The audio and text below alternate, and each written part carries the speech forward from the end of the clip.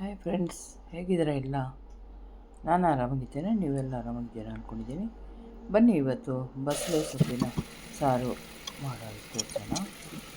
ಅಂದರೆ ಇದಕ್ಕೆ ಇಂಗ್ಲೀಷ್ನಲ್ಲಿ ಮಲ್ಬಾರ್ ಸ್ಪಿನಾಚ್ ಅಂತಾರೆ. ಅದು ಸಾರು ಮಾಡೋದು ತೋರಿಸೋಣ. ಅದಕ್ಕೆ ಮೇಯ್ನಾಗಿ ಬೇಕಿರೋದು ಬಸಳೆ ಸೊಪ್ಪು 1 ಕಟ್ಟು. ಅದು ದಂಟಿದ್ರೂ ಒಳ್ಳೆಯದೇ, ಅದನ್ನು ಚೆನ್ನಾಗಿ ಎಳೆದಾಗಿರಬೇಕು. ಹಾಗೆ ಅದನ್ನು ತಗೊಂಡು ಆಮೇಲೆ ಬೇಳೆ ಬಂದು ನಾನು ಒಂದು 150 ಗ್ರಾಮಷ್ಟು ತೊಗೊಂಡಿದ್ದೀನಿ. 1 ಟೊಮೆಟೊ, ಚೆನ್ನಾಗಿ ಬೇಳೆನ ತೊಳೆದು ಅದನ್ನು ಆಮೇಲೆ ನೀರು ಹಾಕಿ, ಒಳ್ಳೆ ನೀರು ಹಾಕಿ 1 ಟೊಮೆಟೊನ ಹೆಚ್ಚಿ ಅದಕ್ಕೆ ಹಾಕ್ತಾಯಿದ್ದೀನಿ. ಆಮೇಲೆ ಬೇಳೆ ಜೊತೆಗೆ ಸೊಪ್ಪು ಹೆಚ್ಚಿಟ್ಟಿದ್ದು, ಅದು ಸಣ್ಣಕ್ಕೆ ಹೆಚ್ಚಿಟ್ಟಿದ್ದು, ಅದನ್ನು ಕೂಡ ಮಿಕ್ಸ್ ಮಾಡಿ ಟೊಮೆಟೊ ಹಾಕಿ ಸ್ವಲ್ಪ ಉಪ್ಪು ಹಾಕಿ ಅದನ್ನು ಬೇಯಿಸ್ತಾ ಇದ್ದೀನಿ. ಅದು ಬೆಂದು 3 ವಿಷಿಲ್ ಆದಮೇಲೆ ಅದನ್ನು ಆಫ್ ಮಾಡಿ ಇಟ್ಟು ಸೈಡ್ಗೆ. ಈ ಕಡೆ ಮಸಾಲೆ ರುಬ್ಬಕ್ಕೆ ಅಂತ ನಾನು ಏನು ಮಾಡಿದ್ದೀನಿ, 2 ಸ್ಪೂನ್ ಎಣ್ಣೆ ಹಾಕಿ ಅದಕ್ಕೆ ಕಡಲೆಬೇಳೆ 2 ಸ್ಪೂನು, ಆಮೇಲೆ 2.5 ಸ್ಪೂನು ಉದ್ದಿನಬೇಳೆ ತೊಗೊಂಡಿದ್ದೀನಿ. ಆಮೇಲೆ ಜೀರಿಗೆ 1 ಸ್ಪೂನು, ಧನಿಯಾ ಬಂದು ನಾನು 3 ಸ್ಪೂನ್ ತೊಗೊಂಡಿದ್ದೀನಿ. ಹುರಿದಿದ್ದೇ ಇತ್ತು, ಅದಕ್ಕೆ ಲಾಸ್ಟ್ಗೆ ಹಾಕಿದೆ. ಆಮೇಲಿಂದ ಅರಿಶಿನದ ಬೇರೆ ಇತ್ತು ನನ್ನ ಹತ್ರ, ಅದನ್ನು 2 ಹಾಕಿದೆ.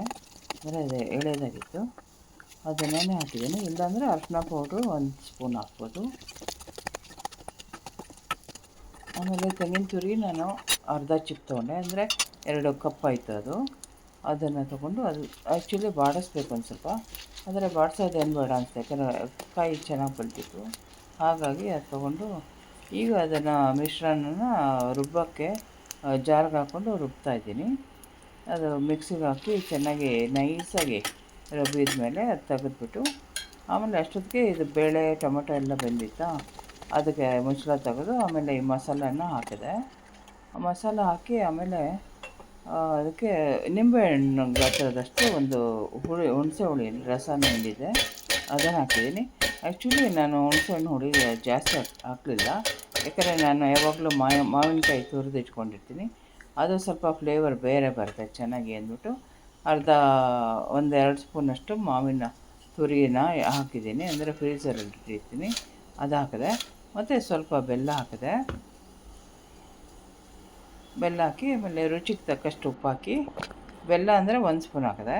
ರುಚಿಗೆ ತಕ್ಕಷ್ಟು ಉಪ್ಪು ಅಂದರೆ ನಾನು ನಮ್ಮ ಮನೆಗೆ ಎಷ್ಟು ಅಳತೆಗೆ ನಾನು ಹಾಕಬೇಕೋ ಅಷ್ಟು ಹಾಕಿದ್ದೀನಿ. ಹಾಕಿ ಇದು ಬಸಳೆ ಸೊಪ್ಪು ತುಂಬ ಫ್ಲೇವರ್ ಕೊಡುತ್ತೆ, ತುಂಬ ಚೆನ್ನಾಗಿರುತ್ತೆ. ಅದಾದಮೇಲೆ ಅದು ಒಗ್ಗರಣೆಗಂತ ನಾನು ಎಣ್ಣೆ 2 ಸ್ಪೂನು, ಮತ್ತು ಸಾಸಿವೆ 1 ಸ್ಪೂನು, ಜೀರಿಗೆ 1 ಸ್ಪೂನು, ಆಮೇಲೆ ಕರಿಬೇವು ಸೊಪ್ಪು ಅಂದರೆ 2 ಗರಿ, ಅದು ಒಂದು 20 ಇತ್ತು, ಅಷ್ಟು ತೊಗೊಂಡಿದ್ದೀನಿ. ಆಮೇಲೆ ಹಿಂಗೆ ಹಾಕಿದೆ. ಹಿಂಗೆ ಹಾಕಿ ಅದು ಒಗ್ಗರಣೆ ಕೊಟ್ಬಿಟ್ಟು ಚೆನ್ನಾಗಿ ಒಗ್ಗರಣೆ ಘಮ ಘಮ ಅಂತ ಆಯಿತಾ, ಅದನ್ನು ಹಾಕಿ ಸಾರಿಗೆ ಹಾಕಿ ಒಗ್ಗರಣೆಯನ್ನು ಮಿಕ್ಸ್ ಮಾಡಿದೆ. ಮಿಕ್ಸ್ ಮಾಡಿ ಚೆನ್ನಾಗಿ ತೊಳಸಿ ಚೆನ್ನಾಗಿ ಕುದಿಸ್ದೆ, ಯಾಕಂದರೆ ಅರ್ಧಂಬರ್ಧ ಕುದಿ ಬರ್ತಿದ್ದು. ಚೆನ್ನಾಗಿ ಕುದಿಸಿ ಮಾಡಿದರೆ ಅದು ತುಂಬ ಚೆನ್ನಾಗಿತ್ತು.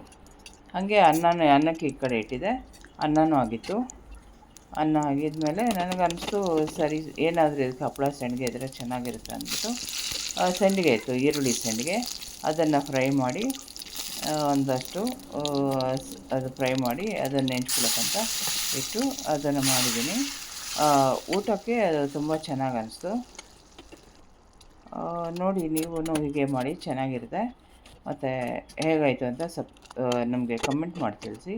ಮತ್ತು ಈ ಥರ ಇನ್ನೂ ಸಾಂಬಾರುಗಳು, ವೆರೈಟಿ ಸಾಂಬಾರು, ಪಲ್ಯಗಳು, ಚಟ್ನಿ ಪುಡಿ, ಮತ್ತು ಪುಡಿಗಳು, ಮತ್ತು ಸ್ವೀಟ್ಸು, ಖಾರ ಎಲ್ಲ ಮುಂದಿನ ಇದರಲ್ಲಿ ಸಂಚಿಕೆಯಲ್ಲಿ ನಾನು ತೋರಿಸ್ತಾ ಇರ್ತೀನಿ. ಇವಾಗ ಇಷ್ಟು ತೋರಿಸಿದ್ದೀನಿ. ನನಗೆ ಪ್ರೋತ್ಸಾಹ ಕೊಡಿ, ಎನ್ಕರೇಜ್ ಮಾಡಿ, ಸಬ್ಸ್ಕ್ರೈಬ್ ಮಾಡಿ, ಶೇರ್ ಮಾಡಿ, ಲೈಕ್ ಕೊಡಿ. Thank you so much. Sorry ವೀಕ್ಷಕರೇ, ಈ ಮಸಾಲೆಗೆ ನಾನು ಮೆಣಸಿನ್ಕಾಯಿ ಹಾಕೋದು ಹೇಳೋದು ಮರ್ತೋಯ್ತು. ನಾನು ಬೆಳಗ್ಗೆ ಮೆಣಸಿನ್ಕಾಯಿ ಒಂದು 8 ತೊಗೊಂಡಿದ್ದೀನಿ. ಆಮೇಲೆ ಗುಂಟೂರು ಮೆಣಸಿನ್ಕಾಯಿ ಒಂದು 3 ತೊಗೊಂಡೆ, ಯಾಕಂದರೆ ಬೆಳಗ್ಗೆ ಮೆಣಸು ಕಲ್ಲರ್ ಬರುತ್ತೆ, ಗುಂಟೂರು ಮೆಣಸು ಖಾರ ಬರುತ್ತೆ, ಸಾಕು ಅಷ್ಟೇ ಅಂತ. ಚೆನ್ನಾಗಾಗಿದೆ. ಸಾರಿ, ಅದನ್ನು ನೀವು ಹುರಿಯುವಾಗಲೇ ಮಸಾಲೆ ಹುರಿಯುವಾಗಲೇ ಹುರ್ಕೊಂಬಿಡಿ. ನೋಡಿ ಚೆನ್ನಾಗಿ ಬಂದಿದೆ ಹಪ್ಪಳ ಸಂಡಿಗೆ, ಅಂದರೆ ಹಪ್ಪಳ ಇಲ್ಲ ಸಂಡಿಗೆ ಮತ್ತು ಸಾರು ಅನ್ನ ಎಲ್ಲ ತುಂಬ ಚೆನ್ನಾಗಿ ಟೇಸ್ಟ್ ಬಂದಿದೆ. ನೀವು ಮಾಡಿ ಹೇಗಾಯಿತು ಅಂತೇಳಿ ಕಮೆಂಟ್ ಮಾಡಿ ತಿಳಿಸಿ. Thank you.